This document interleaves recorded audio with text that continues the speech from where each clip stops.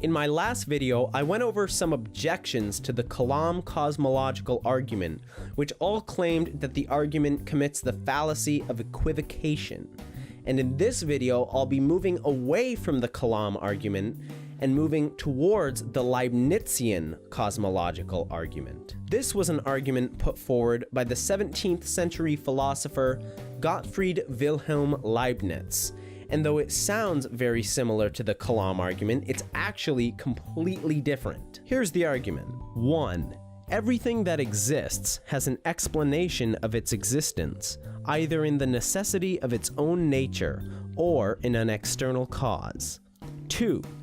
If the universe has an explanation of its existence, that explanation is a transcendent, necessarily existing cause.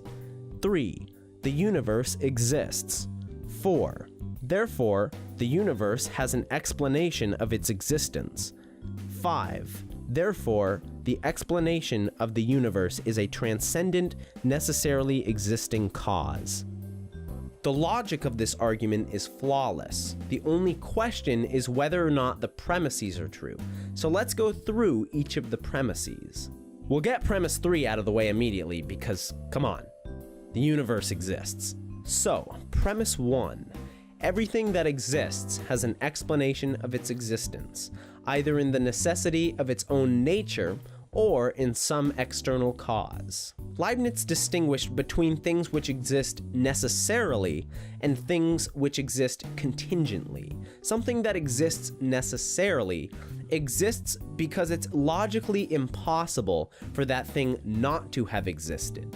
For example, some people believe that mathematical entities, like numbers and sets, exist necessarily. And while I personally don't think that abstract objects like numbers and sets exist at all, I do wholeheartedly agree that if they did exist, then they would have to exist necessarily. On the other hand, something that exists contingently could have failed to exist. It owes its existence to some other thing. Nearly everything we see around us is contingent.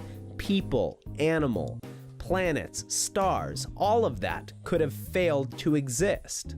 For anything that exists, we can ask the question, why does that thing exist? And when we ask that question, we're not talking about purpose. We're not asking, what is the purpose for why this thing exists? Rather, we're talking about an explanation as to how it is that that thing exists. If someone were to point to a book or a chair or a star and say that thing has absolutely no explanation for its existence, it just exists inexplicably, it's a brute fact, you would undoubtedly be skeptical, if not utterly unconvinced. Why? Because we know there has to be some explanation as to why that thing exists. Moving on to premise 2. If the universe has an explanation of its existence, that explanation is a transcendent, necessarily existing cause. Now there's two parts to this cause. It's transcendent and it's necessarily existing. I've already shown in my Kalam overview why a cause of the universe must be transcendent, in the sense that it's spaceless, timeless, immaterial, and powerful enough to create the universe. So I'm not going to rehash that. Instead, I'll move directly onto why the cause has to be a necessarily existing cause. As Leibniz asked, if it's possible for contingent things not to have existed, why do they exist? In fact, why is there something rather than nothing? Why does anything at all exist? It would be pointless to appeal to more contingent things as the explanation for why anything at all exists, because the question can just be posed to those things. Why do those contingent things exist?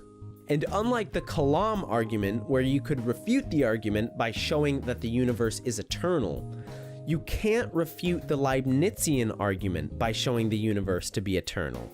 You could still ask the question, why is there an eternal universe rather than nothing? Because things must either exist contingently or necessarily, And a contingent thing is no help in explaining why anything at all exists.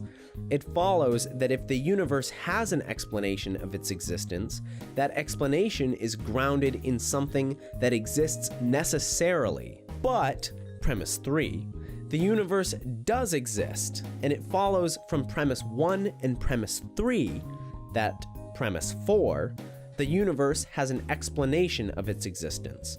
And from premise 2 and premise 4, it follows that the explanation of the universe is a transcendent, necessarily existing cause. So that is it for this video. I hope to have given a fair overview of the Leibnizian cosmological argument. Thank you very much for watching. If you liked the video, be sure to share it with your friends and subscribe to keep up with my newest video.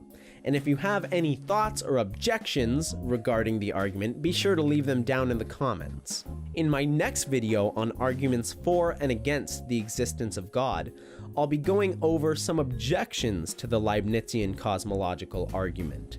So stay tuned for that video, and I'll see you then.